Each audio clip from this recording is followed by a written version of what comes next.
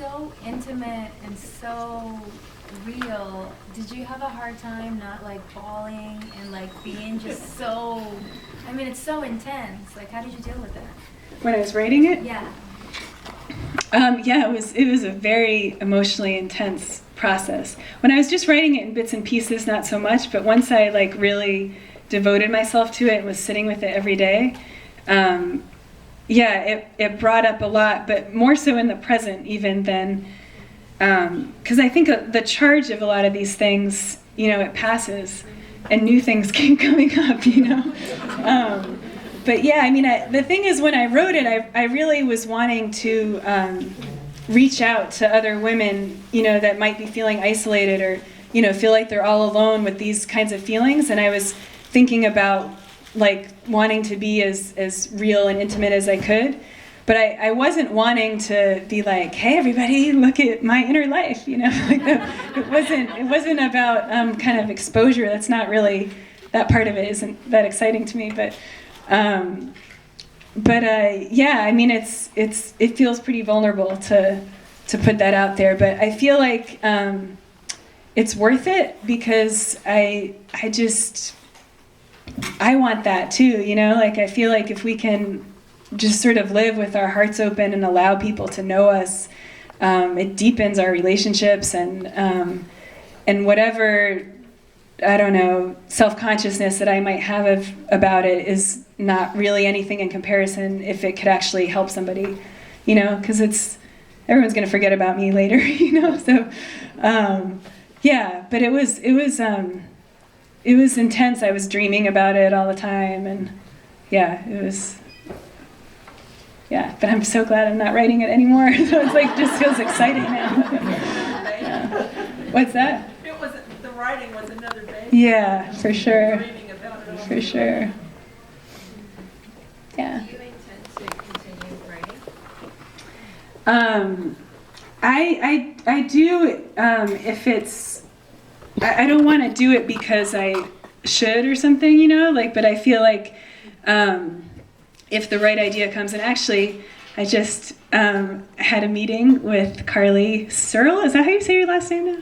Okay, Searle.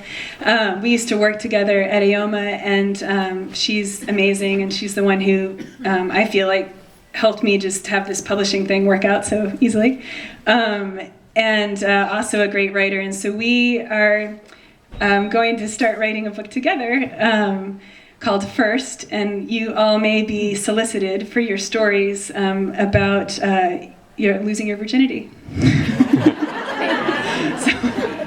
So we'll see what happens. It's all in the forming stages, but there might be a wider audience for this one. I don't know. I'll say so. Yeah.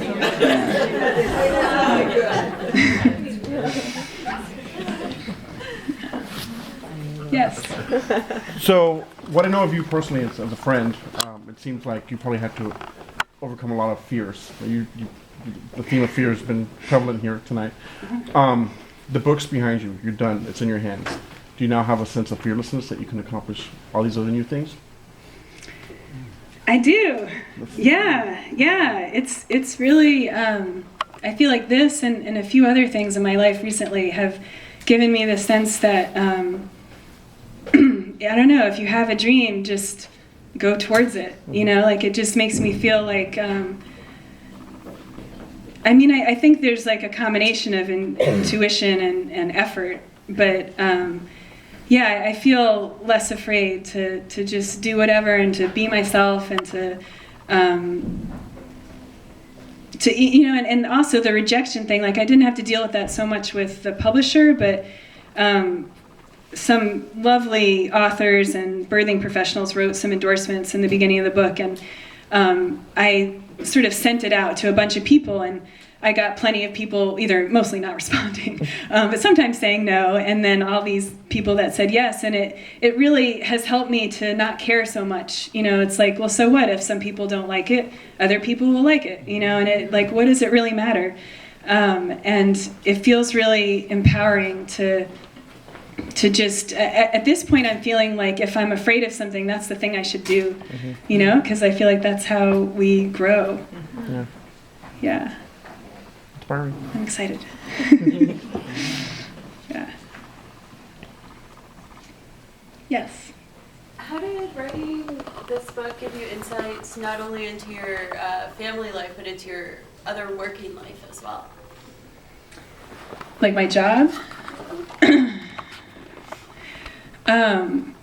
Well, it's definitely been tricky to. I was already multitasking a lot, and then like the different things that need focus were a lot.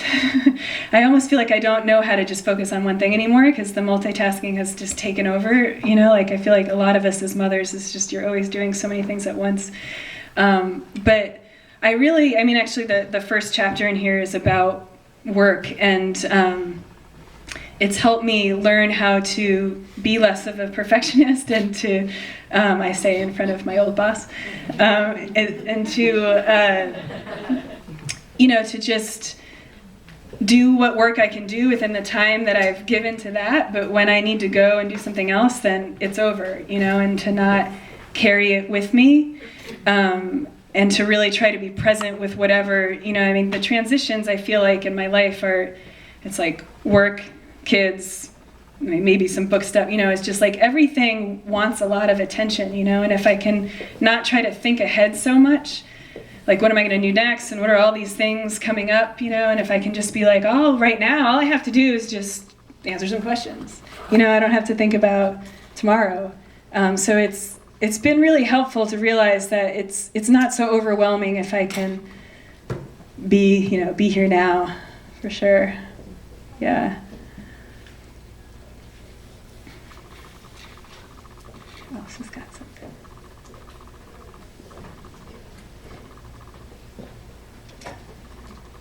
This is really more of a comment, and it's just amazing how the multitasking thing, how you could cook dinner, tend with the kids, and then write a couple lines. That's the description of a mother to me. That's amazing. It's so cool.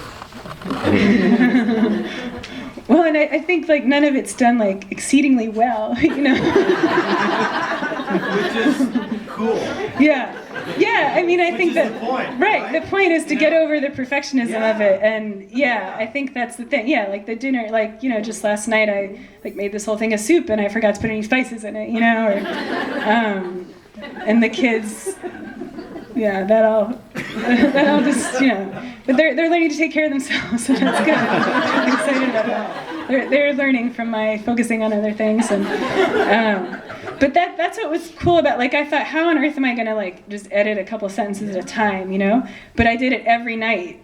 And so it's like I realized that if I just kept doing it over and over and over again, it finally would make sense and get clear. And then Patrick would come home and I'd be like, hey, read this sentence. And he's like, I've seen that one 10 times already, But it just is like again and again and again, like, you gotta change the diaper again and again and again, it's just... Well, and what's so cool about that, I think a lot of people have this idea of doing something like you're doing, but it's just this huge task out there, and then, but it just takes one step, do it this day, this moment, and that's what you did, and it's so lovely.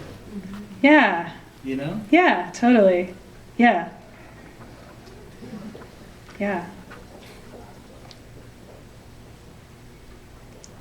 We have time for maybe one more question?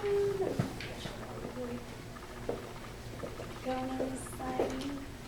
Julia, you said this is not like a blow-by-blow account. Clearly there's synthesizing that goes on. You have this experience, and then much of the writing is about how you internalize that, the rearrangement within you as a result of the experience. Like what was the bigger challenge for you? Actually, just doing the physical writing, or like actually doing that self-transformation that the writing required? I think that for me, the process of having children, like having young children, being a mother, is way harder than writing the book. Like without a doubt, harder than writing the book. And I don't know if that's true for everybody, but I feel like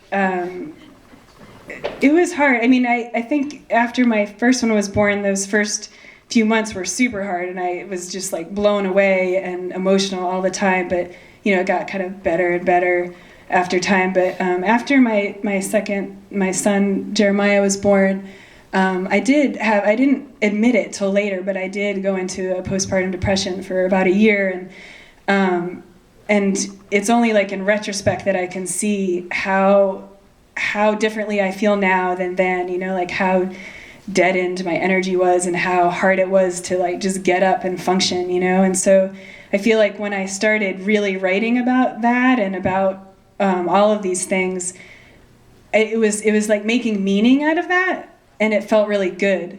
It's like I can actually do something with that suffering, and with that all of that turmoil and angst that I was going through. If I can like create something that is that can be used by other people, then it was worth that. I mean, it was worth it because I have my children that are growing, but they didn't necessarily need my anxiety and my depression, but but I feel like now it has a greater meaning to me. So I would say that writing the book was easier for sure. Yeah. Well, thank you all so much for being here. Really, really.